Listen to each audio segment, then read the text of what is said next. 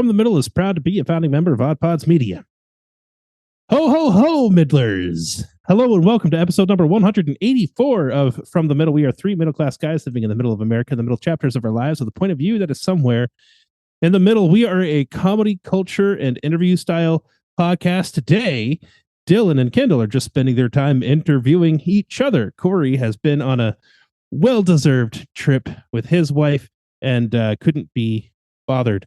But this is our Christmas spectacular, and we pull out all of the interesting statistics and questions and lists that we could source on the internet.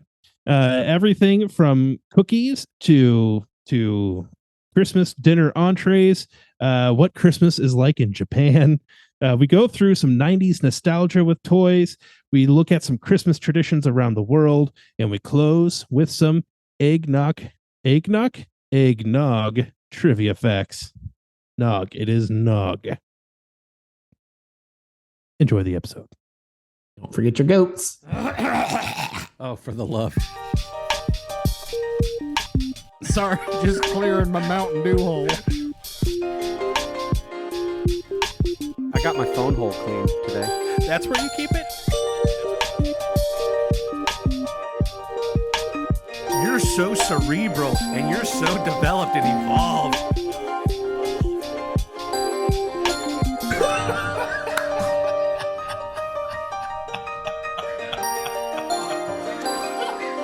From the Middle after dark over here. Hey, Kendall. How you doing, buddy? Okay, man. How are you? Good. I'm so excited. It's Christmas week.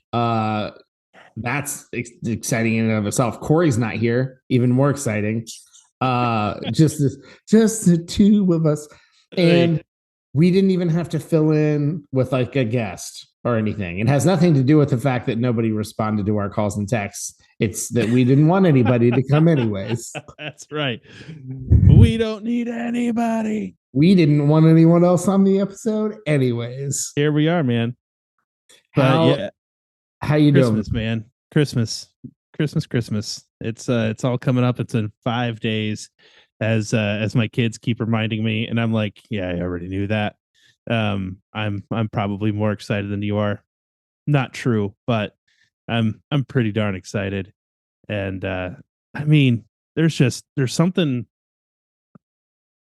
It's unless you have kids, like I don't think you can quite understand the magic in the room, like to be on like the viewing end of a parent watching your kids like go through Christmas morning and the excitement and the awe and all of that good stuff. It's not even necessarily about the gifts, it's just about the moment, and it's hard to explain. It's one of those things where I feel like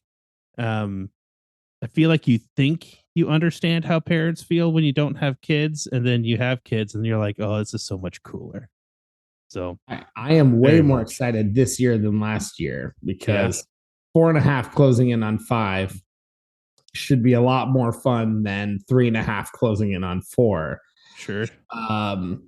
And we are in our new house, so we have like more decorations up than we normally would have. And so it's very exciting. I went to get my hair cut today, and easily could have been my mom's age person cutting my hair goes, "Are you ready for Santa?" I said, "My 4.5-year-old sure is." So I'm sure they were trying to be funny. I was fine. I felt like that was a good, very Midwesterny response. Mm-hmm. And then I said, "Whether I am or not, she is." So here we are. And then she went on to tell me about how she bought rocks on Amazon. So that was a thing that she told me. Well, cool. I'm very excited. You have 3 kids, all great ages. I don't remember their exact ages, but I know they're all great ages for Christmas. 8 and 7. Yeah. 8 and 7. Yeah. You're going to have a lot of fun. Yeah.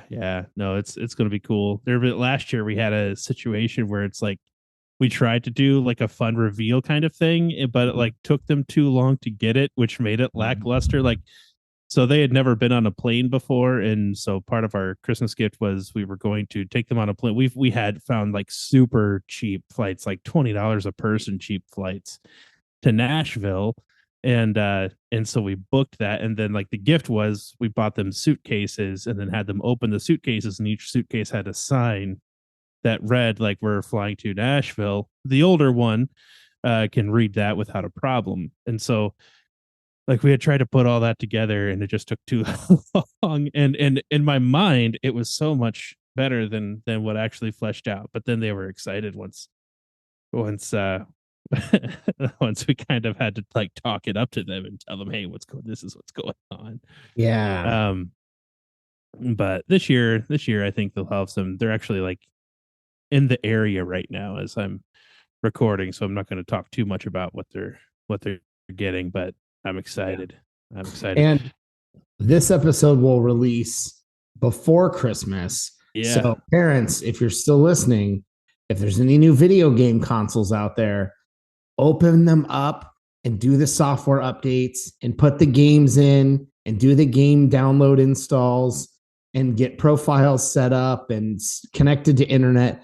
Do all of that before Christmas Eve and Christmas. Absolutely. Because otherwise your kids like fling the console out of the box and plug in the cords, and then it's 6 hours of software updates. So that is my tip to you. You're getting your kids some kind of video game system or computer or gaming PC, anything that's going to require a lot of updates. There's your tip from the middle. And I remember that trip last year. I think we learned from that. We're taking our daughter, her birthday's in February. In March, we're going to take her to Frozen and Encanto on ice. And so that's going to be like her birthday gift, but I'm pretty sure we're not even going to tell her on her birthday. I'm pretty sure we're just going to wait and then go, by the way, now like in March or April or whatever it is, like this was part of your gift you didn't know you were getting. That way we're not trying to like help her piece it together. Or also so we don't get questions 15 times a day between her birthday and the show. Is it ready? Is it here yet? Is it here yet? Kind of thing. Yeah. All right, Dylan. Speaking of Midwest things, what's your favorite cookie? Christmas time cookie. Did you grow up in a family where there were like a bunch of cookies made around? Do you have a lot of holiday cookie experience? Yeah, and there's like the tray or the tin that somebody has put together with a variety of cookies. Yeah. It's so funny you said that.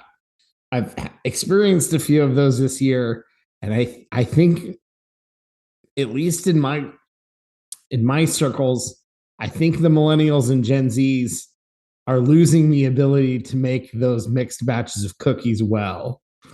That's a separate thing. Somebody dropped some off at our house. These were good. I had some other ones not good. I don't know if it was just an individual thing. I hope we're not losing the baking ability. I hope that's not a thing we're bad at.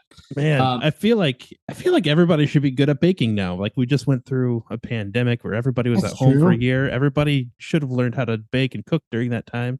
That's true. Okay, maybe I just got a bad batch. So yes, very familiar. I hope so. In this part of the country, very popular. I wouldn't call it a cookie. It's its own thing. Buckeyes are often on those cookie platters. Yeah.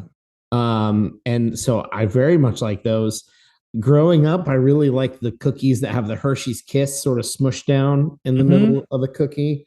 That was always a popular one. Peanut butter and then blossoms. Also, what are they called? Peanut butter blossoms. Peanut butter blossoms. And then always a good iced sugar cookie. So like always. Yeah. If it's the right kind, chocolate chip is still I know boring, but an old guy move. I like licorice too, so that's me. But chocolate chip is my favorite cookie. Although I very much like anything that has butterscotch chips in it, and that might also be. I just like old guy stuff. Yeah. I think you just like to slip on your penny loafers. Grab some butterscotch cookies and have a nice warm glass of eggnog. Yeah, I have a fishing license for crying out loud. Yeah. No, but uh I'm not a guy who likes peanut butter things. So like Mhm. I don't particularly like Reese cups or that kind of stuff. Okay. But um a peanut butter cookie, a good chewy peanut butter cookie with butterscotch chips in it, might be my favorite cookie that I've had around Christmas of all time. I found a list, a state by state statistical list of the most popular cookies Great. in the nation. And this is coming from, I'm reading it from marthastewart.com, but it comes, I think, from a study, not really a study, just a stat thing that Google themselves put out. So this is like real time 2022. I get excited and nerded out about statistics sometimes a lot. And um, but so often when you're looking at like the holiday ones, they're like they've got to be based off of last year or like they're an average of the past 3 years. And it's like, well, a lot of stuff has changed. This is Google saying, no, this year, this is what we're finding in Google searches from these states. Interesting. So this I'm is here. what people are making. I'm here for it. And I love anytime we can discuss regional or global or international like differences like that. I love it. I think it's fascinating. We had I had some family stay and somebody stayed that was from North Carolina and I made them try their pizza crust and ranch. And we were Okay. and we were talking about food differences and stuff sincerely, not in like a mocking way. And it was great. Sure. So I love it. So yeah, this is awesome. Go for it.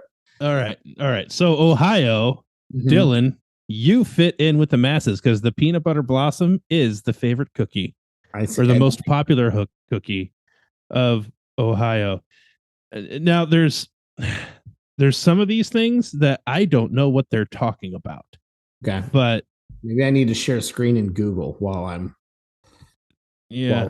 because I'm gonna have to know. Curiosity is gonna kill the cat. There's Michigan is our Polish Christmas cookies. Does that mean anything to you? Polish Christmas cookies? I think Polish I know what Christmas cookies. This is going to be a lot of. I think I know what they're talking about, but I just got to look it up. So let me do it. And if you're not listening on YouTube or watching on YouTube, so sorry. Yeah, I mean, I lived in Michigan for a short while, and I don't recall Polish Christmas cookies. And I don't want to. I have an idea in my mind on what they might be, but I don't want to take that guess. So please, here we nobody go. judge me on my typing abilities. Oh, so okay, I've had these.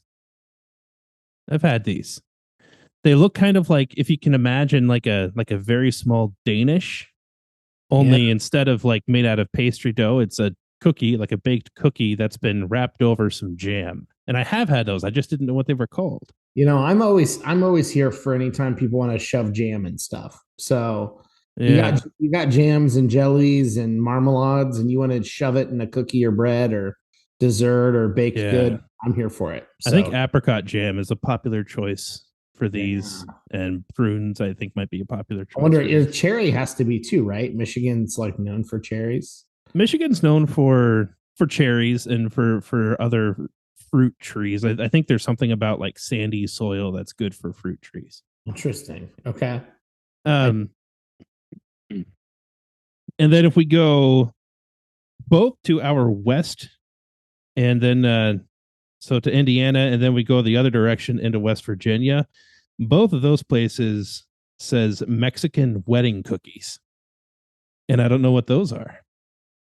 And that's why, like, I'm looking at this list and I'm realizing we've talked about before just how regional like our country is. Like, these are the most popular cookies in these places, and I don't know what they're talking about. I know exactly what these are. Oh, and yeah. Turns out Indiana and West Virginia are wrong. But I know what they are. And so, yeah, these are fine. Okay. These are fine. They're typically dry and crunchy. They're how can fine. that be their favorite? That's what I mean. They're wrong, but how can this be like? I don't know. How can people like this more than like a chocolate chip? What was the Ohio one called? I gotta look that one up again, real quick. The Ohio one? Yeah, peanut butter blossoms. It's the Hershey Kiss cookies. Butter blossoms. Yeah, because those, That's very much an Ohio thing to want to keep peanut butter and chocolate together at all times. Sure. Do you, when you have these, because this is also a preference thing, do you like the outside on the peanut butter blossom soft or crunchy? I'm almost always a soft guy. That's how I am. I would always prefer a soft cookie. Okay. Yes. So far, I could see Ohio and Michigan having a tight race if you've got really good jams or jellies in those Polish cookies. Sure. So that could be tight. I could see that one. Okay. Indiana and West Virginia are wrong. What else do we have? We have a lot of, first of all, peanut butter blossoms. A lot of states are with us on that one. Okay. And that doesn't appear to be regional as much. Like we've got like Nevada's with us on that one. Minnesota's with us on that one. Yeah. Looks like North Dakota's with us on that one. You know, I wonder if those Polish cookies, obviously Mexican wedding cookies have to at least be served at one other event per year, which is weddings. I wonder, and if the Polish ones are the same, I wonder if these, I only ever see these at Christmas. So Sure. the peanut butter blossoms. So I wonder if that's because like whoever knows what these are knows that they come out one time a year. Right. Interesting. Okay. But I mean, are people in the Midwest cooking Mexican cookies for like how is it we're sandwiched by these two places, but we're not doing that here? I don't know. They're here. It's funny. They exist here, but they're certainly not the best. So like, yeah. Okay. I am surprised at how many states are polling for gingerbread cookies. Just like a traditional gingerbread. That's what it says. Now I'm wondering if this is like, well, no, because there's a difference between like gingerbread and gingerbread cookies, gingerbread and like intending to build a gingerbread house or something. So I think people are eating these. I mean, I like gingerbread cookies, but my understanding is that a lot of people don't. I feel like gingerbread cookies are very polarizing when it comes to taste. You know, we just had Kory just made those molasses cookies. Yeah. And I think gingerbread and molasses have that old timey, like in the same way that root beer can be polarizing because it's got that old timey spiced like flavor to it. I think that's what's got to be the thing with gingerbread and like molasses cookies. And people just don't like the spiced. Some people don't like the spiced cookie. And that might be. And then, like I said, with like the regional thing of like, you don't have to go very far to like find a place that is so different from where you're from. We would be here. This would be an entire episode if we looked up all of the cookies that I've never heard of. Yeah. Like, from different states. There's Christmas bar cookies, royal icing. I can guess what that is. Italian Christmas cookies, Moravian cookies. Don't know what that means. Well, hot chocolate cookies. There's a state where their most popular cookie is a hot chocolate cookie, and I don't even know what that is. Spin Girl cookies. Bar cookies look good. Hot chocolate cookies might just be a chocolate cookie with like marshmallows and chocolate chips, which sounds good. It sure does. Anyway, Italian cookies. Those are. I feel like those are like the Mexican wedding cookies. Yeah. Maybe not. All right. Now I don't have a shifting gears, staying with food, but Christmas food. Here's something I've always been curious about. My family growing up, we always had turkey on Thanksgiving. Okay. And then we also always had turkey on Christmas. And as a kid, I remember thinking that was highly disappointing. I don't have any stats to look at or anything other than I briefly looked up like what's a traditional American Christmas dinner, and the answer was turkey. And so like I thought I remember my young head and now even in my adult head thinking the world can't be this closed-minded that we're doing a horrible dry bird this close together. Like, can't we all do ham? Can't we all, like, why didn't we just switch to whatever, some other kind of roast feast for Christmas? What are your thoughts on that? What did you grow up with? See, we had lots of also chicken and ham. So it was actually not uncommon for us to not have turkey at all or to have turkey with ham. My wife's family around the holidays, whether it's Christmas or New Year's, will very frequently do beef.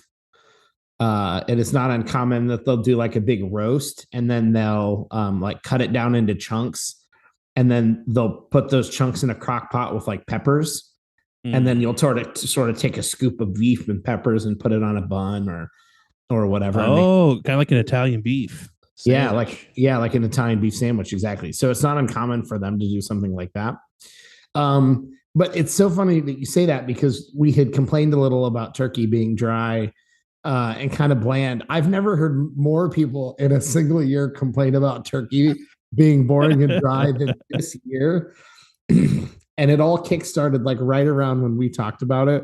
Once again, we're like trendsetters and we don't even know that we are. Right. More people this year complained about boring, dry turkey. I'm all for it. I don't mind. Turkey for me, yes, I don't want it to be dry, but like I'm not upset if I get turkey on Thanksgiving, Christmas. It's okay. But like I'm also not upset if I get some really good ham with like good rolls that I can make a ham sandwich, or if somebody wants to do some chicken or beef.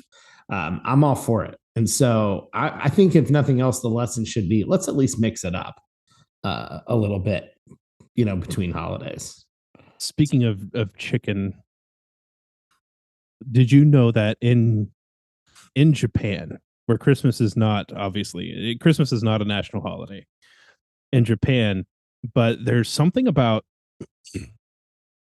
Japan, and I feel like there's this like interesting little fascination with America, that they like to, like how we love to Americanize things from other countries. I feel like Japan likes to do that with American things. Okay. On like a macro cultural level sometimes, including a Christmas tradition. Now they're not celebrating Christmas per se, not the way that we do, but what they do is they make a connection of Christmas and America, right? Okay. And so on Christmas, what is a very common tradition for a lot of families is you pack up the family, and you go to your local Kentucky Fried Chicken. And you eat KFC on Christmas Day. When you said that, zero exaggeration, my exact thought was, I wonder if families, in an attempt to have an Americanized Christmas, just like go to KFC and think that's exactly what it is. That's exactly what they Kid you not, that thought is going through my head.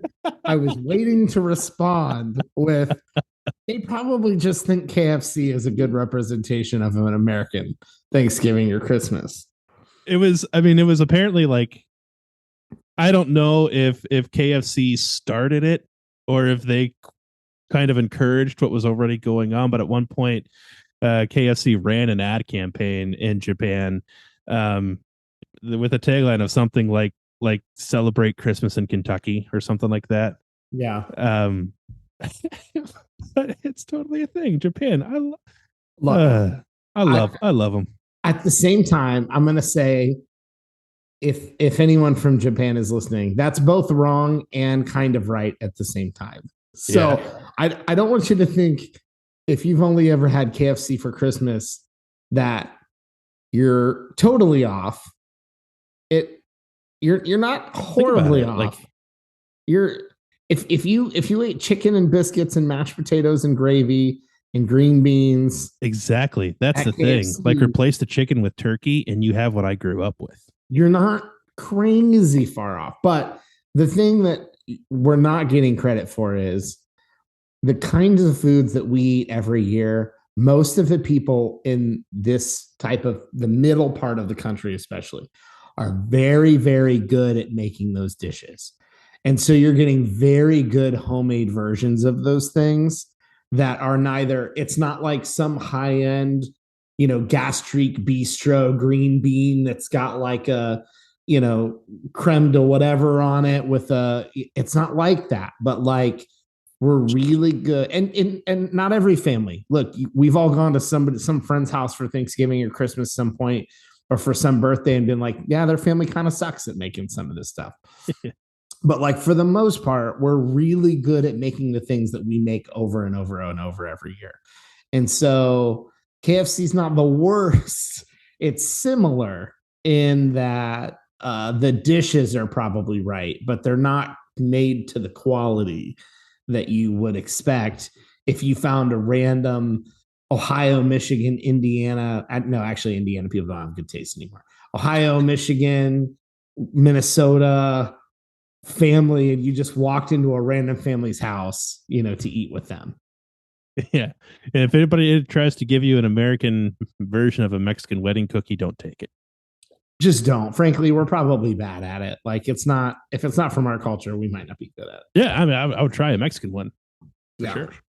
Now, I feel like we're getting the KFC version. That's what we're making up here. That's right. Now, I have something for you that I want to go over, and all your enthusiasm for your kids and what they're getting. I found an article from Ranker. And if you're not familiar with Ranker literally is just a website to rank people's favorite things in categories. There's little there's little up and down arrows. So people can go in and, like a civilized democracy, up and down click arrows to continually adjust the list as people stumble across it. So Ranker has the most nostalgia-inducing 90s toys. And what I would like to do, Kendall, is start at the bottom of their list of 50. And I'm going to read through them kind of quickly. And if little Kendall was building a Christmas list off of this Ranker article, like it was a JCPenney catalog, what would little Kendall want off of this list? Okay. Yeah. So should I be like keeping track of what I'm going to go through 10 at a time to make it easy, and then we can discuss those. And maybe you already had some. That's fine if you already had them. But I want to know what you would want if this was the list that you could circle things in this Ranker. These are the things that like would have been like in my like Sears catalog that I was. These are things. Now you just get the benefit of like seeing the best of the decade instead of just seeing that year. Okay, I'm going to start at 50 and I'm going to go down to 40, and then we can discuss. So feel free to make notes. And if you don't know what these things are, you can go stop me at 40 and say, what was that? And I'll go back and try to tell you. Okay. All right. Number 50, Exo Squad. It's like a robot suit toy. Okay. Number 49, Z-Bots. They look like they have little interchangeable parts. Number 48, a Virtual Boy. That was like the VR headset. But that was like number 47, Spawn toys. Spawn the comic. Number 46, New Kids on the Block Barbie dolls. Number 45, Marvel trading cards. Number 44, the Mighty Max playsets, the little clamshells that opened up, and it had the little Mighty Max guy. Okay, I vaguely remember that. They had girl equivalents. Number 43, Earthworm Jim for the Sega Genesis. Okay. Number 42, the Mall Madness board game, all about shopping malls, which is not even a thing kids care about anymore. Mm-hmm. Number 41, Monsters in My Pocket, multicolored, just printed monster toys. And then number 40, Captain Planet Planeteer rings. Oh, like the rings? Yeah. Yeah. I would say of that entire list, a lot of it is stuff that like I know very little about, if anything at all. The Virtual Boy, for sure, I wanted so bad and never got. And to this day, like I feel like these days, like virtual reality gaming sets and Oculus and like it just seems like that is people are treating it like it's new technology, and I don't really know what's different about it. I'm 100% sure that whatever it is they're doing now is 1,000 times better than what Virtual Boy was. But for those who don't know, to my knowledge, Virtual Boy was like the first um, mass consumer marketed virtual gaming system. Yeah. And I wanted one so bad, never got one. It was constantly like sitting there like on the bottom shelf in Meijer, and I would always like be looking at the box and be begging for it and everything. And they would sometimes have like a situation set up where you could try it out. Mhm. Kind of like, how you can try things out in Target. Sometimes they'll have a game up and you can play it. I also remember that at least at our stores in Marion, those trial place sections never worked. And so Yeah. like I never even got to try it, even though there was one there. Yeah. So I've never experienced a Virtual Boy, but man, did I want one. I feel like if I were on, this could be one, if I were on like the Santa Claus Mm-hmm. series or movies, that it would be the like at the end of the movie, Tim Allen gives me that, and like I just break down in tears and like give my life over to him. Yeah. So that's that. And the Captain Planet rings. I was a Captain Planet fan. Yeah. And these Captain Planet rings, I want to do them justice. Batteries are included, flashing light and 6 different sounds. You could press the button on there, Captain Planet and the Planeteers from Tiger Toys. In hindsight now, please give me the Marvel trading cards that I could frame in a big a big picture frame. This is just for the reference, or Earthworm Idiot Jim. So that would be fun. That would be fun. Idiot Jim. Can I tell you, I feel like this is going to be a really long episode of this whole list like this, but you mentioned Idiot Jim. I don't know. I feel like I've told this story on the podcast before, but I have a friend whose name is Jim. One of my best friends, really kind, sweet guy. He's actually been a guest on our podcast before. And my wife and I, we were dating at the time. And as she would like meet some of my friends and like she would ask me stories about high school and those kind of like we're getting to know each other. I, at that point in time, early on in dating, decided I was going to play a prank on my friend Jim. And every time I talk about Jim in a story, which is a lot, I call him Idiot Jim. And she'd be like, wait, why are you being? And I'm like, no, it's endearing. It's what we all call him.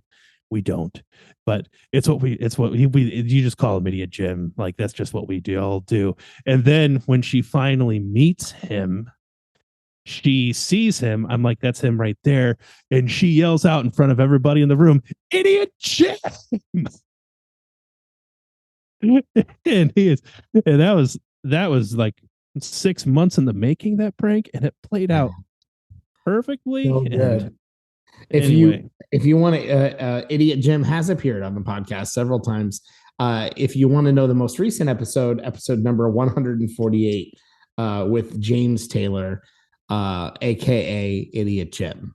Yes. If you want to check out that episode. And much earlier, if you're into Dungeons and Dragons, you can go into our very early catalog and look for that episode on D&D. All right, number 39, Burger King Kids Club toys. That's very generic. Yeah. This would have been one for me. Jurassic Park Dino Damage toys. Ooh. Those are very, very cool. Mr. Bucket. That was a game, like a board game, but I don't remember much about it. I remember that game. Oh, these were very cool. Street Sharks. If you remember the Street Sharks toys, they were anthropomorphized sharks that could like ride skateboards and like fight. They were good guys. Whatever. Interesting. Okay. Yeah. Do you not remember? Let's see if can I hold my phone? Do you remember those? I don't remember those at all. Sharks. Yeah, we had several. They were very, very cool. The Crash Test Dummies. If you remember Vince and Larry, the Crash Test Dummies. Fun fact, Kory, who's normally one of our hosts, is not here for this episode. Our father worked for the Highway Patrol, and we got to wear the Crash Dummies costumes once. And that was very fun. We got to walk around, and they were way too big for us, but we got to wear those around because the Highway Patrol used them. 3-in-1 tournament tables. If you remember, you could change. Now very common to get like something for your kids for the basement that's multiple different kinds of play tables. That was a big deal at the time. X-Men action figures, Tickle Me Elmo, Don't Wake Daddy board game, and number 30, Popples. I've never heard of Popples, but if you know what Popples the are. name sounds familiar, but I don't recognize the thing. So what toy are you picking from that batch? I will let you know right after we hear from some of our friends in Odd Pods Media. Hey, I'm Pantsless Aaron. This is Stevie. And I'm Augie. And we are BFYTW, a podcast all about playing games and having fun. Our games are usually based on British panel shows and game shows, but we'll play anything that captures our attention and imagination. Why? It's right there in the title. You'll never guess what the F stands for. Are you familiar with these pet eggs? The feet, you like manicure your feet, whatever with them. Have you seen? Yeah, standing stones for the. Yeah, I gotta be honest. My wife got me one years ago. I had never used it, and I just pulled it out the other day and went to town on my feet. When I was done, it's like I had 2 cups of finely shaved Parmesan set aside. It was incredible. These things really work. I'm glad she didn't walk in because could have gone to the fridge and been, never mind. Anyways, I hear that's where blue cheese comes from. Yeah. Yeah. Well, it turns out we're back recording. So before the break, we were talking about Ranker.com's 50 most nostalgic toys of the 90s. I had just gone from 40 down to 30. You told us you were going to tell us which toys from that list of 10 that you want most. What do you want most? Yeah, this is one that is a high point for me because I wanted it and got it, and that is a 3-in-1 tournament table. 3-in-1 tournament table. Indeed. Mine was, you had the foosball. You take the foosball section off, and then you had like a ping pong table. You take the ping pong table thing off, and then you had a pool table. So cool. Yeah. I mean, it was like cool. a little one, but it was cool. I liked it. Yeah, I'm bringing the list back up. It refreshed, of course, during the break, and X-Men toys is certainly on that list for me. I would love to go back and have all those. Okay, 29 down to 20. I remember this one being very popular. Stretch Armstrong is 29. 28, He-Man Masters of the Universe toy line. 27, Crocodile Dentist. 26, Sky Dancers. Those are like the Barbies that I think that kind of flew in the air. Okay. I had one of these. 25, a Yak Pack. Do you remember that? The little recording. No. If you weren't cool enough to get the Kevin McAllister Home Alone thing, this wasn't that, but it was like a small version of a thing that you could play with and modify your voice. And I had one. I had a lot of fun with it. Number 24, Mighty Morphin Power Rangers toys. Number 23, Pogo Balls. Number 22, Boggle, just the board game Boggle. I wouldn't have expected that to be that hot in the 90s. Interesting. 21, I definitely remember these Tech Decks, which are still around. Little finger skateboards. And number 20, Furbies. What toy you want from that list? Oh, my goodness. Stretch Armstrong has always intrigued me, and I played with them, but I don't think I ever had one of my own. So I know that I asked for one. I just don't remember if I ever got one. Okay, let's put it in your 90s shopping cart. Were you into He-Man? He-Man toys are super cool. Were you? I wasn't into He-Man. I was into Power Rangers. Power Rangers toys, I'm sure would have been on my list as well. In that list, yeah. Crocodile Dentist. I had that game, or one of my sisters did. Yeah. That's a nerve-wracking game for a young child to play. Yeah. Okay. Here's 19. Floam. If you remember, this was like a infomercial, like the little foaming bead toys that I remember that. Kind of like Play-Doh. Floam. On to 18, a yo-yo ball. 17, laser pointers. Laser pointers were super cool. Dope. Yeah. Super cool when those came out. 16, Ninja Turtles vehicles and play sets. Yes, of course. Wildly popular. Number 15, Skip It. I was not prone to any sort of physical exercise, so that would not have been interesting to me. 14, Barbies. Surprise, Barbies isn't higher. 13 Bop It, and there were several versions of Bop It. Very Yep. popular. I had one. The Tiger games, the little mini handheld games that were like Disney. Yeah. Lots of Tiger games, very popular. Sort of the precursor to all the card games that our parents ended up playing on the toilet. They'd buy like poker, and they'd buy Uno, and they'd buy the Yahtzee, and they'd have those little handheld games that they'd leave by the crapper, and then just pick it up when they were ready. Yeah. 11 Power Wheels, and number 10 GAC, the super stretchy. Oh yeah. Super stretchy. I remember GAC. Man, what do you want from that list? Do everything from that list. I feel like that list is more in tune with like into my realm of memory of my childhood. It's getting stronger, especially laser pointers. Yeah. Ninja Turtles toys. Yeah, Dude. those. I mean, laser pointers, to be honest, are still fun. So they are. But when you're, I remember being, I don't know how old I was, like maybe 12 or something when I got my first laser pointer. We were on vacation at Myrtle Beach, and our hotel room had a balcony that was on the beach, and like I got a laser pointer from like the gift shop, like because like we all got to choose a thing, and that was the thing I chose. I just remember being like, for me, in a weird way, it felt like I had power. Like it was. What if I could signal a ship? Well, no, it was like I could be on the balcony and I'm shining it like 300 yards down the beach. I'm like, holy cow, I'm doing that from here. Yeah. And there was just something really empowering about that. I don't know. I had a lot of fun, like dancing it in front of people and then watching them look around. Yeah. And so apparently I was a little jerk. Yeah. But I wasn't taking it to baseball games and messing with hitters. I wasn't doing that. I was always afraid that I would like mess with somebody on a boat, like get it in their eyes rather than trying to steer, and they would crash. I didn't say these are rational things that I thought would happen, but the other one is like, what if they think there's a sniper on the ridge and like somebody calls the cops and they shoot me down because I'm the sniper? Yeah. It's just a laser pointer. Yeah. I don't have a sniper rifle.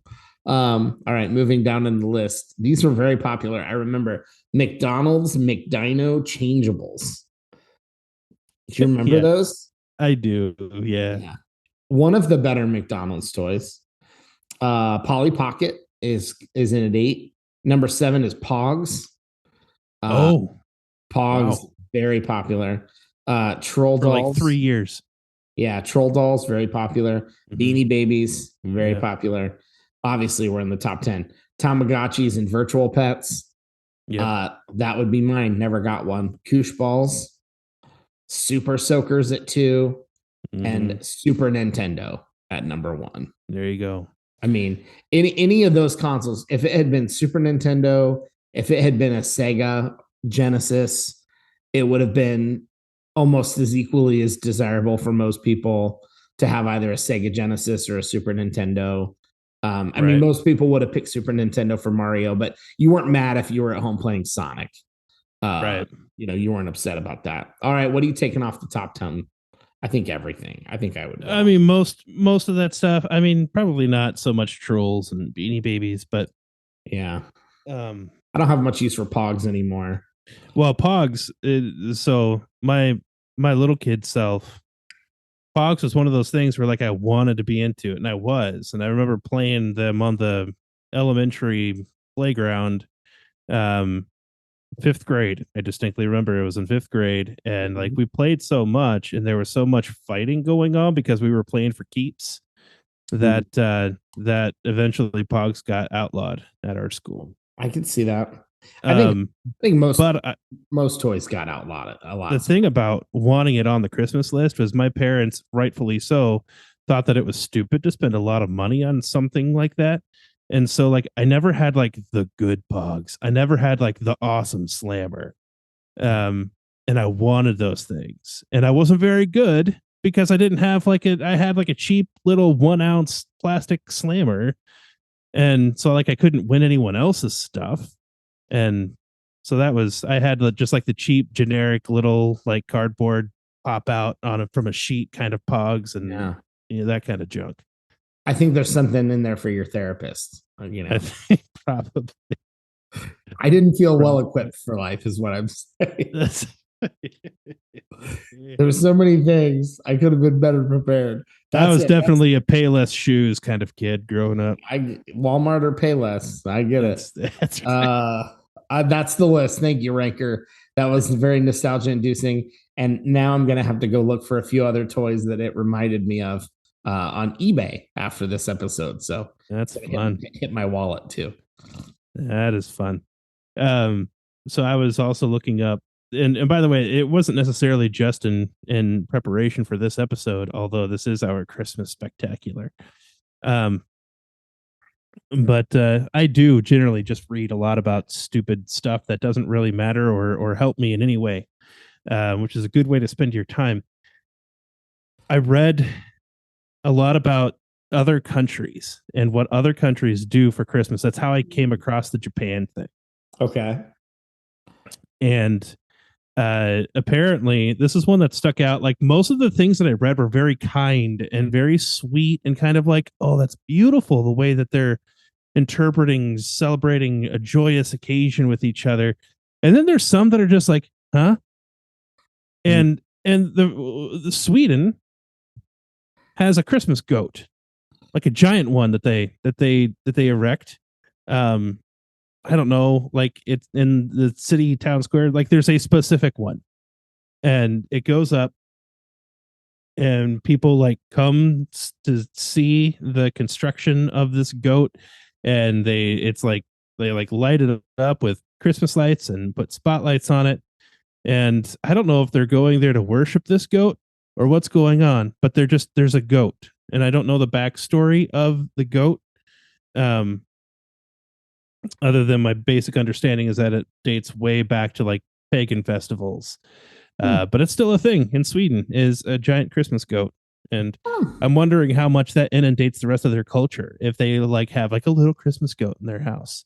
Yeah. Or if they're putting little Christmas goats on their, kind of like how we have like a snowman and Santa Claus everywhere. Do they have like as many little goats everywhere? Yeah. When they tuck in their kids on Christmas Eve, do they just yell bah at them? Instead of saying good night, bah humbug, Merry Christmas. Yeah. Does that mean they do a rendition of Muppet Christmas Carol all cast with goats in costumes? Probably. I mean, it can't be that far off from Muppet Christmas Carol. There's goats in that. Probably. I'm very intrigued. Okay, what else? Man, there's Finland has there's a lot of little things that like don't make a whole lot of, well, they just don't seem like Finland's like big thing that like this article cited was like they wake up in the morning on Christmas morning and they have like some kind of porridge that's like sweetened with something, and that's like their big Christmas celebrations. Wow. And then this is where like I don't know if how much prejudice is going into this list, but it finishes the Finnish section by talking about how then they all go and take a sauna afterward. And I'm like, well, I mean, they do that not because it's Christmas, but because it's like a day in the year, and that's what Finnish people do. And I feel like porridge is such a common meal that they could just as easily have it every day. Yeah. I had a hot breakfast and then went to a sauna. Okay. Not even like a an extravagant hot breakfast. Yeah. I had some oatmeal. Then we did the sauna together. Yeah. Did you get a goat erect Christmas on the way there? I mean, did you erect a goat on the way there? Slip of the tongue. Is there anything with goats on the way there? Or is that because we've got some neighbors that they have this really cool goat thing. And we're over here with our oatmeal. They've repurposed the VR headset for Goat Simulator. Oh man. Other than that, not a whole lot sticking out. Like a bunch of different dances and stuff. It's always interesting to me to see the renditions of different Santa Clauses from around the world. Yeah. Mm-hmm. They're all totally different. Like we have what I understand to be a very European most of our like American like the big holiday traditions come from Germany. Like, however that happened, but like we have a very German style Christmas around here. They're very efficient at creating holidays. They are very good at it. Yeah, apparently, it's catchy. But not like other Santa Claus characters from around the world. Like, like you'll find that like the Netherlands has their type of Santa Claus, and like they're usually dressed up in red and white, and you see that a lot. But like they'll have different kinds of hats. They'll be wearing capes, all kinds of stuff, carrying a cane, and just the whole aesthetic is just there's something familiar about all of them, but then they're all very much different. It intrigues me. Yeah, you should spend some time looking up different cultures Santa Claus characters. Yes, I especially if somebody has taken the time to kind of sketch or draw out the average looking Santa and then lines them all up by region. I'm sure they could find that. I didn't look for that. That would be really fascinating to see how different they would look. I would be intrigued to see. This is the kind of stuff that's fascinating. And then do people in Scandinavia, like after their Christmas, do they just eat a bucket of KFC too? Like, how do they celebrate our version? I would be curious. I don't think if people think that America has large portions of food now, I can't imagine what they would think coming to your average American Thanksgiving or Christmas meal, where there's already like sincerely a week's worth of leftovers. Yeah. And you have leftovers well past the date that it's like still good. Yeah. You will be throwing stuff away. Yep. You're trying to pull out old like Cool Whip containers and butter containers, and you're throwing food in it for people to take home. Like, take some of this turkey, and you're jamming it in a old used container, right? To get people to eat. Yeah, and then they eat up the mashed potatoes and the rolls and stuff too. But then like wonderful, 3 days later they're throwing that Cool Whip container of turkey away. Yeah, that's what's going on. It's the most wonderful time of the year. It is the time to throw away turkey.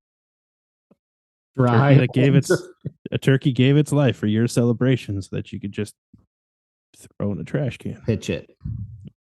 That's where everyone gets. Everyone's excited for leftovers the next day.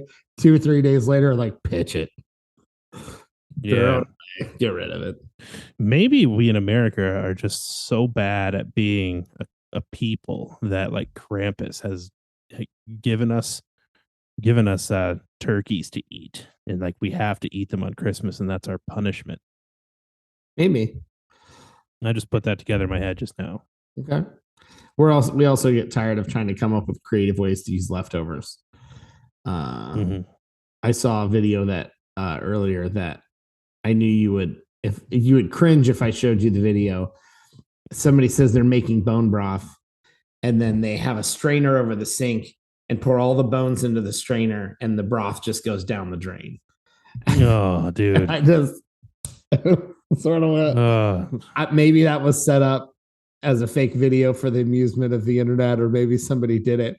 The scream at the realization felt authentic. Yeah. No, I mean, like that's love and care. I mean, it's not like a whole lot of work to make broth, but it does, Yeah, but put something on the pot, and you gotta. It's on the stove for a while. Yeah. If you were excited about how you were going to use it, exactly, that would be pretty refreshing. Dude, there was a thing that I came across today that was like a fake life hacks, and it was just so dry and weird that you had to watch it to appreciate it. But she had like a recipe for making ice, for example, and it was like just with like a dead, like straight face. She's just like, so I take some water and I fill it up to 4 CPS, and she says 4 CPS because the U on her measuring device has like scratched off, so 4 CPS, and then like she puts that in the blender and pulses the blender and then gets a spoon and is like, that's the consistency we're looking for. And then she strained it off and then put it in her refrigerator. You'll have to find it. You'll have to put it in part? our From the Middlers for the Middlers Facebook page. That would be a really fun one to share in there. Yeah. Man. What That's else? it. What else, Dylan? I got nothing else. If you've got Okay. anything else, So I've got just a quick little 5 interesting facts Okay. about Dylan's new best friend, eggnog. Great. Number 1, eggnog was created in medieval Europe. Did you know this? No. The drink is said to have been a product of a European beverage called posset, or posse, Posset.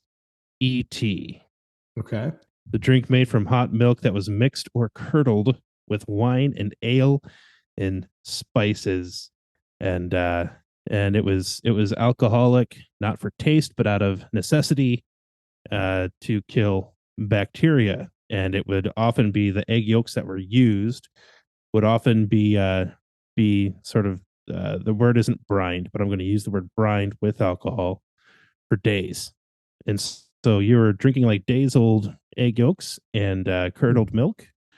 And apparently it lived on despite those facts about it. The name eggnog comes from the word nog or noggin, which was there is a middleman there that apparently in Britain, I think it was Britain, yes, East Anglia, England, there's an alcoholic type of beer brewed in that region that was called nog. So they named it after the head for whatever reason, and then eggnog from there made sense. Number 3? Mm-hmm. Yep, number 4. It is said that eggnog was the cause. This is my favorite one. Eggnog was the cause of a riot in the U.S. military. All right. In the winter of 1826, a riot broke out at the United States Military Academy in West Point, New York. It is said that a young cadet smuggled whiskey into the barracks and then spiked the communal eggnog. After a few glasses of eggnog, the cadets started to become a bit rowdy. Fighting broke out. A lieutenant was knocked out. Guns were being fired and windows were smashed. 20 cadets were sent to court in relation to their actions that night. To this day, it is known as the Eggnog Riot, as it assumed that they had too much to drink. Yeah, I mean, that makes sense. Wild, though. Isn't it? An eggnog riot. And then the 5th one is that George Washington apparently loved eggnog, and he had his own recipe that he handed to the people who cooked for him.